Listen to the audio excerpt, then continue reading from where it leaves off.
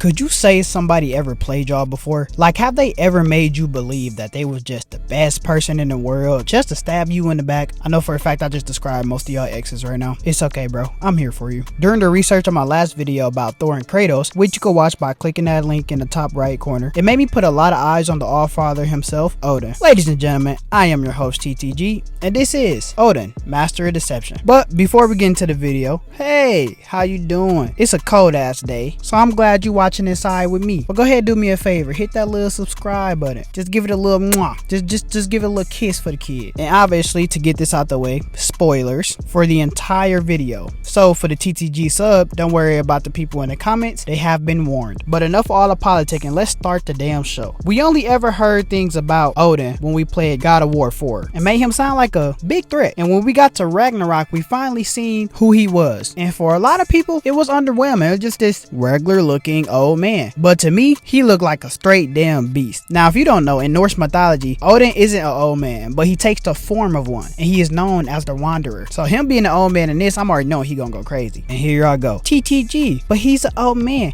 How could he be a threat? Well, my kids, knowledge. And like they say, knowledge is power. And he has a lot of it. He knows a lot about Kratos, being from Greece. He knows Kratos murdered an entire pantheon for hurting his feelings. Those not my words, those are Thor's. This is the god that murdered a pantheon because they hurt his feelings. He knows that Atreus has been looking for Tyr. He knows that they took Mimir, bars. If he tells you snow is white, he's lying. And he knows Atreus is the key to the things that he needs. And even when you killed Baldur in God of War 4, Odin didn't want to fight. He instead came to Kratos and offered peace and a truce, which Kratos declines, and Thor does this. Now when Kratos comes back, he asks Atreus if Odin laid a hand on him if he hurt his dear boy. And Atreus said he simply apologized for breaking the roof, paid for it, and gave Atreus an invite to Asgard. But that don't matter. Atreus ain't dumb enough to go to no damn Asgard. Like, he know better than that. Hold on, wait, what? What he said? So Atreus ended up going to Asgard to see Odin, and he simply seems like an old man that's looking out for his people. He legit don't seem like a threat, especially when he does this. Of course he means to betray me, huh?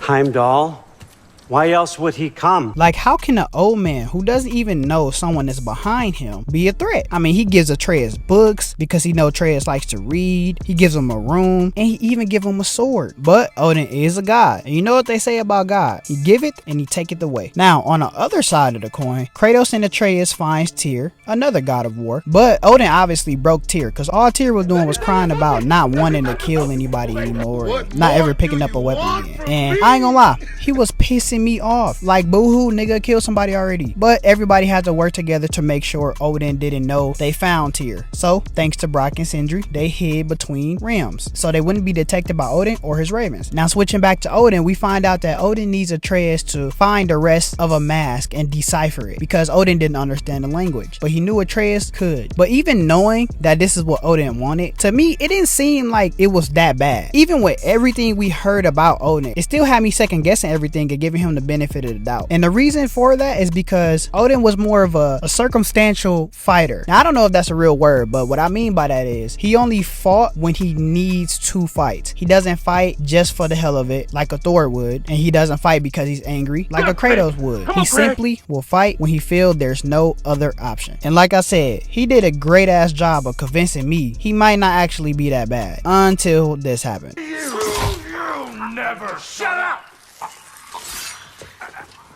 Of all the things, Odin. Let go of the boy and face me. tell your brother to throw me the mask and you've got a deal. Stop moving. Freya, if he dies. Down now.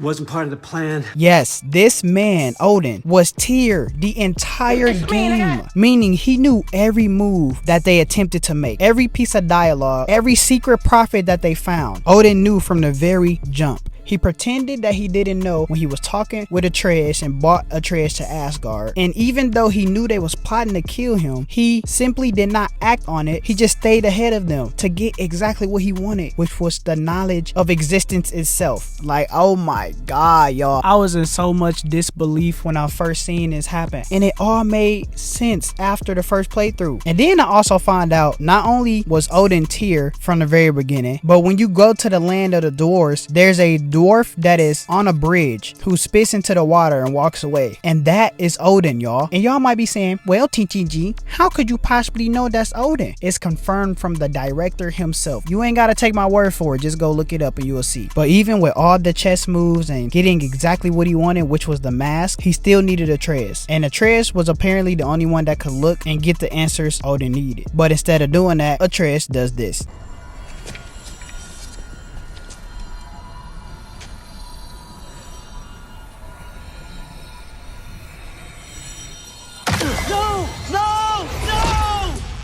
And that boy Odin was pissed.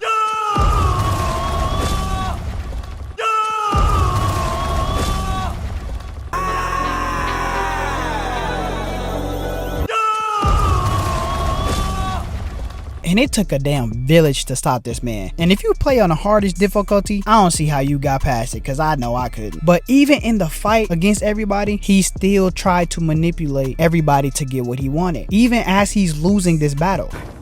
And that's my Frigg. I forgot how good you look with wings. I always loved you, you know? Gotcha, bitch! You've never loved anyone! This was our chance, Loki. I could have had my answers. I could have learned the truth. You took that away from me. I could have made things better. We could have made the 9 realms better. But luckily, Atreus knew better than that and put Odin down for what we will assume good. Well, I guess Sindri made sure of that. Now, before we wrap things up, let's briefly go over a few things on a long list of Odin's wrongdoings. Let's see, he imprisoned Mimir by attaching him to a tree not even the strongest weapon could break, and he tortured him every single day for 109 years. He killed Thor, his own damn son, with no hesitation, by the way. When Thor told him no to killing Kratos, he also made Tyr look pussy. I ain't gonna lie, he made Tyr look like the weakest person in the game the whole game, just a crybaby. That's defamation of character right there. That alone will be enough for me to whoop Odin ass if I'm Tyr. And while we on the topic of disguises, y'all know Freyr, right? Not Freya, Freyr. That's Freya's brother. Well, to get the sword that Freyr had, it wasn't a sword that you could just easily steal. It couldn't be stolen at all. It had to be giving up willingly. Freyr said the only time he would do that if he met the love of his life, and I forgot the other reason. But this man Odin made himself, quote, the most beautiful woman just for him to get that sword. So he made Freyr fall in love with him just to get the sword. Talk about going to extreme lengths to get what the hell you want, cause that's nuts. That's the biggest amount of pause I've ever seen in my life. And that's not even everything. That's just what I came up with off the top of my head. And this man has been doing these things for eons until eventually everybody had enough. But for him to have been able to get away with it for so damn long, I mean, he is the master of deception. And that is all, ladies and gentlemen. Hope you all enjoyed. If you did, make sure you hit that like, comment, subscribe, of course. Share with your friends. Let me know how you feel about the video. Also, follow me on those socials in the description. I am your host, Kratos Gaming, and I'll see you all when the sun sets. Peace and love, ladies and gentlemen.